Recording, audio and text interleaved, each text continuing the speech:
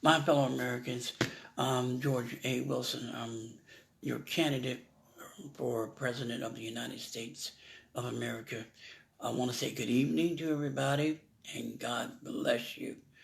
I pray that everybody's having a wonderful day and everything is going well for you. Um, I'm going to make this short and brief. This is going to be one of them short and brief videos. I'm basically bringing the American people aware of some things. Maybe you might be already aware of it, and maybe not. Of some things. One of the things I wanted to basically let you know is that every candidate that my predecessor so far, that are debating and running are not speaking for the American people. And they mention you guys, but they're not speaking to you guys. And I believe the American people should be treated a lot better. And as your president or your commander-in-chief, one of my main goals in this presidency would be to listen. The government stopped listening. The Senate stopped listening.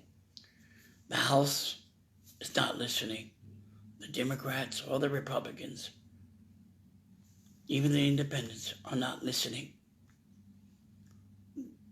Everybody have real issues and real problems.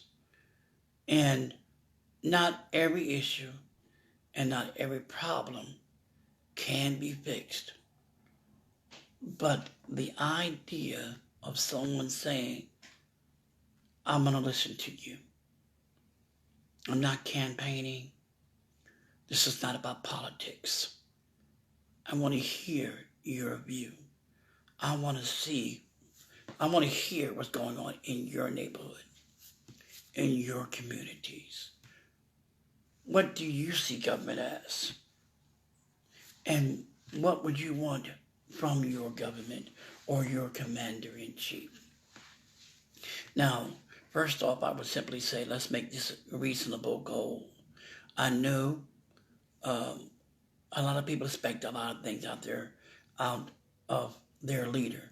And as like yourself, I am a citizen right now. So I expect a lot as well. But I can't be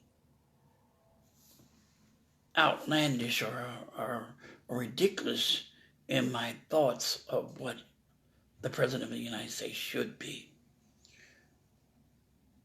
What he should be is human. What he should be is real, honest, trustworthy, and truthful. And if he's flawed, and he should be flawed because he's human, that means he will make mistakes. He will not make the right decisions 100% of the time. But I believe he should have the American people interests at hand and everybody around the world when he makes the decisions he has to make.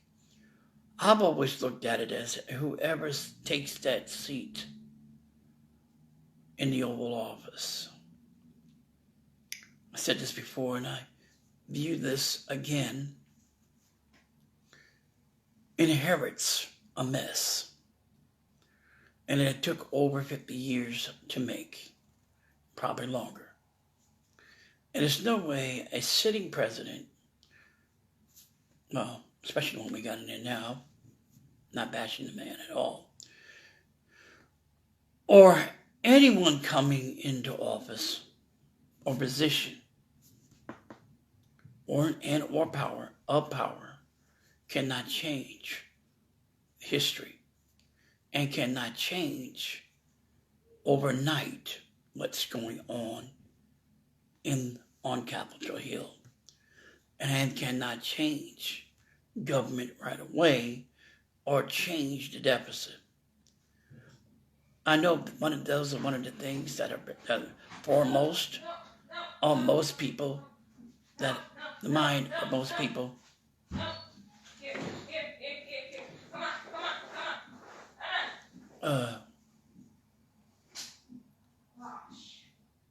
Most people. Oh man! I think the doggy don't throw up on the carpet. Anyway, Are you calling? No. Oh, but anyway, so I think that is what we have to do when we look at our commander-in-chief or the president.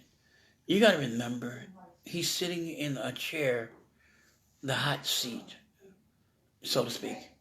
And he's got not only the United States to deal with, he's got leaders around the world, countries around the world that are nipping at the bits to basically annihilate and take over the U.S. But his main priority should be to the American people. And I believe a good president is a good listener and will tend to the needs of the American people by hearing some of the things that they have to say. So I'm letting you know, as running for your president of the United States of America has always been for the people, has been made by the people for the people. And so I'm coming as a servant of the United States, and not to be served, but to serve the American people and the public and the population of the world. Well, actually, it's the United States, but you might as well say the world. And so I come to serve and not to be served, meaning I'm not here to live on your dime. I'm here. Come here. Come on. I'm here to be I'm here to be a servant, as public servant, to help America grow and not to sink America. It ain't gonna be an easy task. It's not gonna be won by a landslide.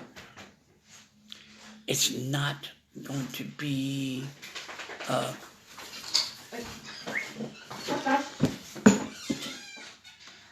it's not going to be easy. There are going to be days and times that every commander-in-chief that ever taken that oath and sit in that chair will have to make some decisions that will not probably be popular. And I'm not going to say every decision I have to make will be popular. And I'm not going to say every decision I will make will be unpopular. What I'm saying is, in order to keep us safe and democracy to remain democracy, it takes a leader that's not afraid of the GOP to say, I don't agree with you. You know you texted your aunt for mine, right? I don't know. Never got it. Okay.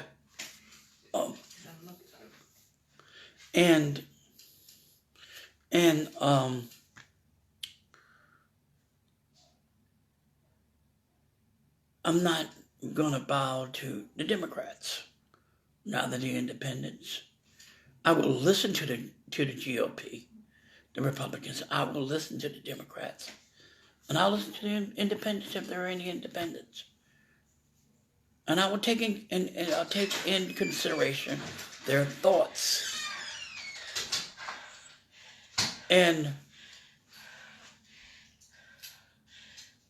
and and what they feel as U.S. citizens, or in this case, they're in government. Um, so I will take in consideration and listen, because not one person has all the answers. But if you can sit around and listen to everybody and learn from somebody, then you can make right choices and have the right answers. Now, I'm not saying all of your questions will be answered right away, but I will try. And I won't forget you. So the next time that I'm in the public eye for whatever reason on this trail to get there, I will mention your name. I will mention your question. And I would answer your question would be the first thing and foremost.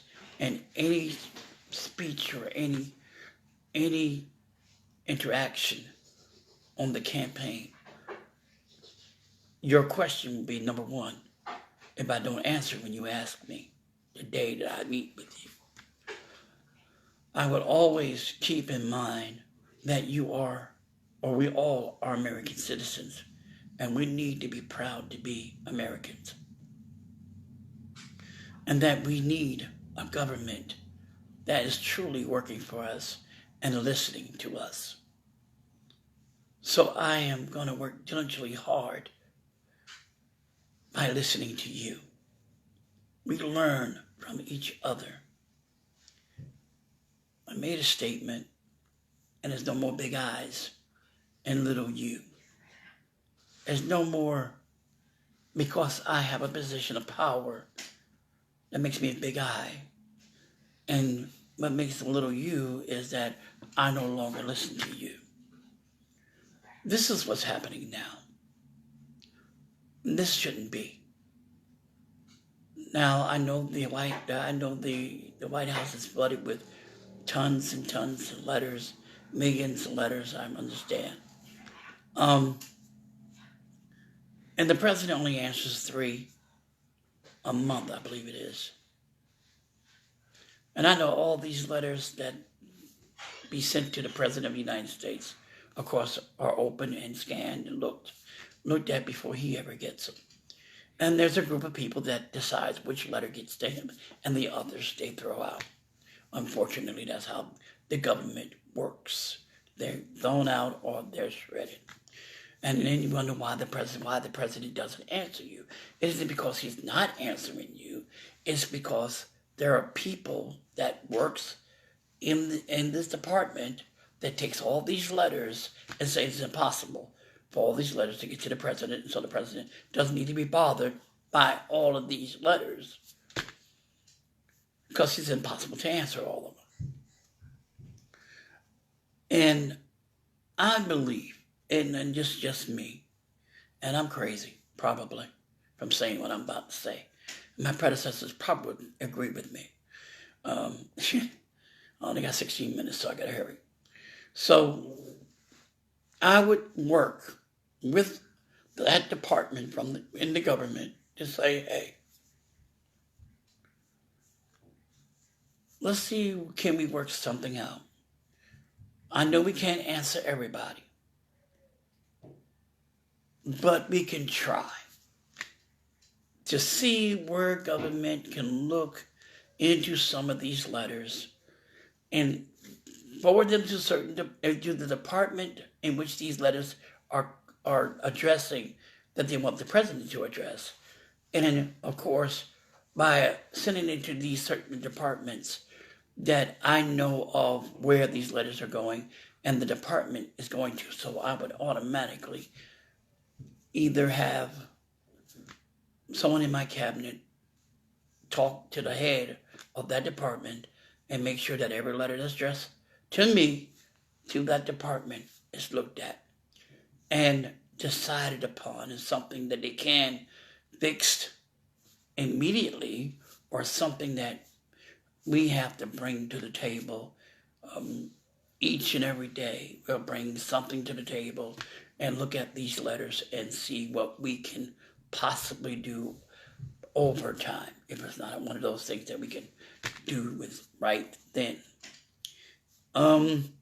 Like I said, 3 letters a month. I would try to move that, try to say there's at least, I don't know.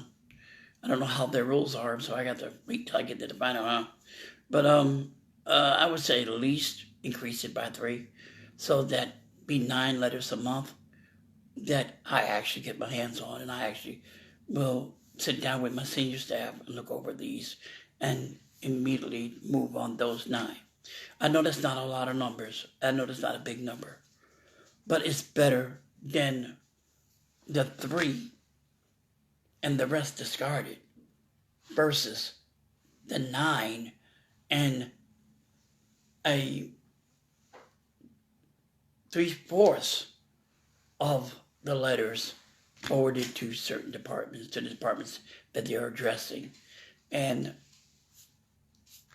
somewhere in at least twice a week, we'll sit down when we have the moments to sit down and address something from each department that these letters are coming from, and from you guys that actually wrote the letters. So, and get back to you to let you know we got your letter and that we're going to do everything we can politically and humanly possible to answer your questions or to see what we can do about whatever that is your letter is saying. Versus saying, delegating, saying, take that to where it belongs. I don't want to see all this. I got too much on my plate. And that's what's happening. Nobody's listening to anybody. And the bucket's being shoved around too much. And then it goes to appropriation and it's sat on. And some stuff are being tied up in so much red tape. Nothing is getting done. So,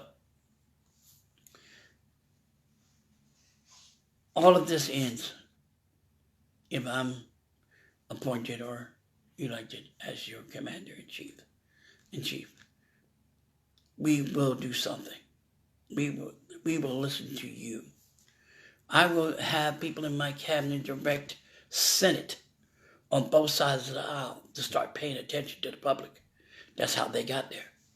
That's how you got your position. Since you've been making your money off the American people, about time you start listening to them. And not just listening to them, doing something about it. So we're going to do everything that I can and everything humanly possible and politically possible to do all we can to answer your questions and to do whatever it is that we can do to make America, once again, the place that all countries look to come to, because they know that's a safe place to be and their dreams can come true. And the American people can say, we're proud of being Americans and we greatly appreciate you coming. Americans forgot how to show good hospitality. We become mad and evil, destructive. We become hard and difficult to deal with. We become bullies under a regime that uses power for its own political gain. A regime that is saying that I'm in power and I will remain in power. No one is not indispensable. Meaning, you can't be taken down or voted out. However, you're going to look at that. It's time for regime change. It's time for all the captains of the guard to stand post. It's time to stand up, be proud, be strong, and say, I am an American. And my voice and concerns will be heard, and I won't go away quietly. That doesn't mean rioting. That doesn't mean picketing. That means just freedom of speech. Making your point and making sure that you'll be heard and your point is understood. That's what makes us Americans. That's what our civil liberties states, that we have the right to do certain things. And when that right's violated, and saying that we don't no longer have that right to do, to have free speech, free assembly, free religion, all right, to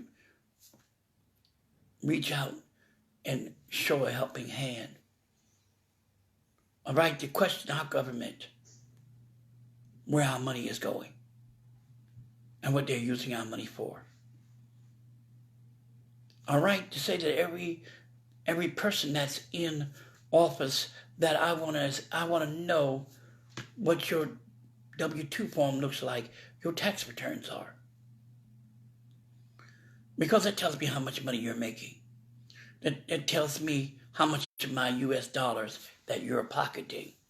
Because if you're making a score of, I'm using a number here, so of $10 million a year, that's phenomenal. That's hurting the economy, for one. Two, you're getting richer. And what I sent you there to do, you haven't done anything at all. But you're making quite a bit of money.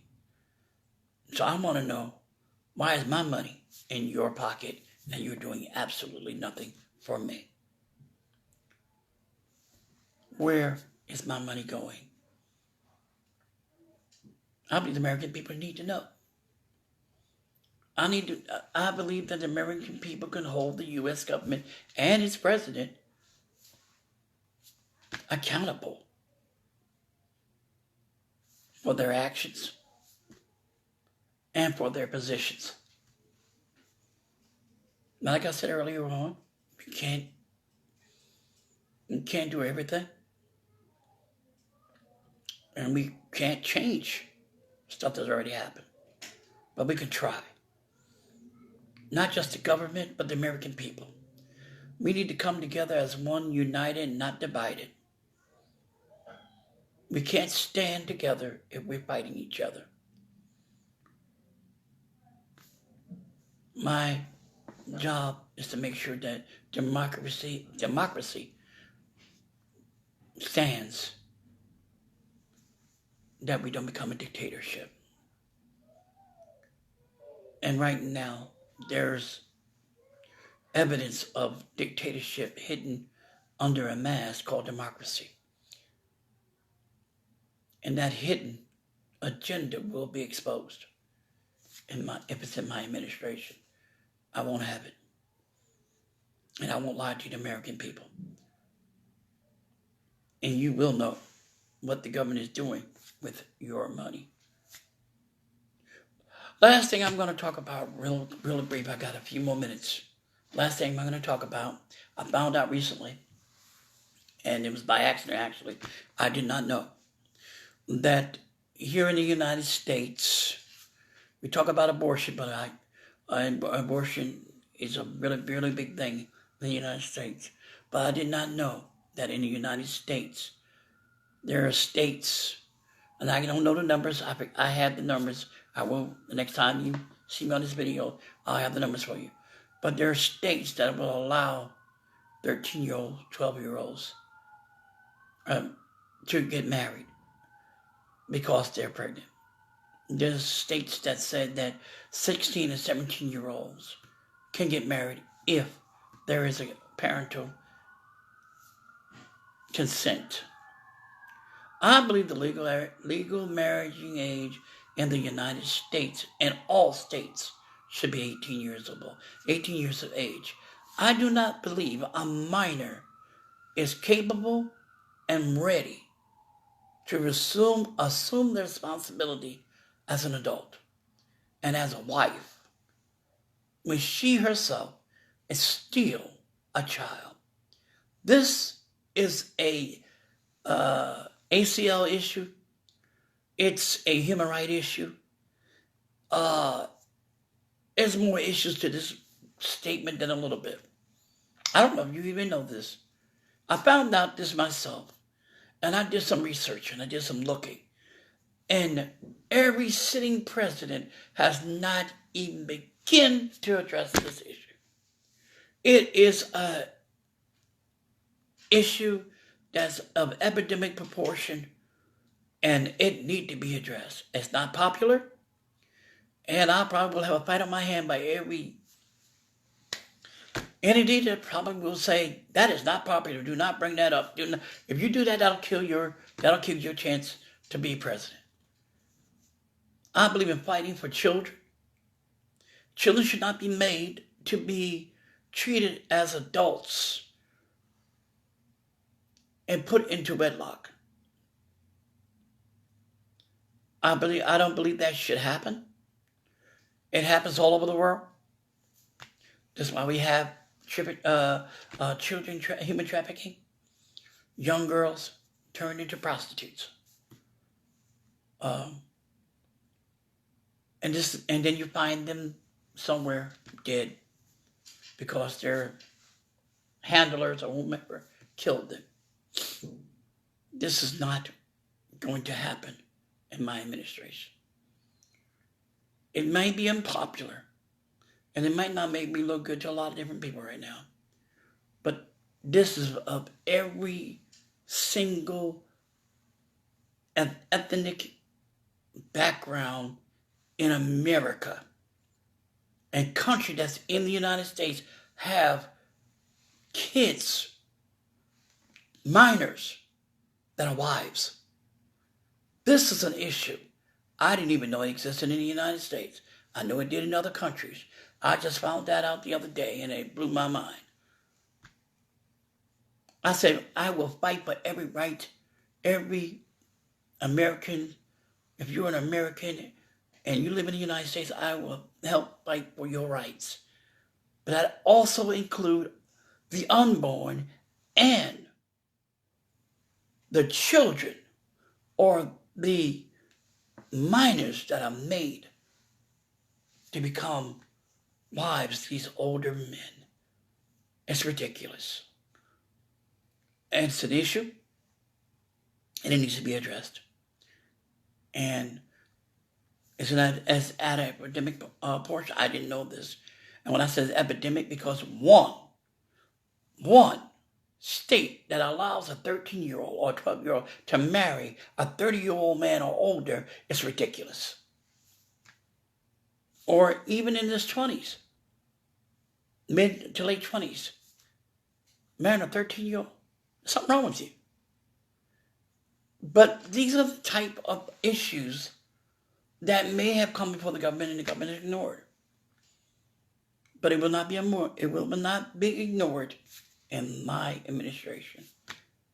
Again, this is your candidate, George Wilson, your candidate for President of the United States.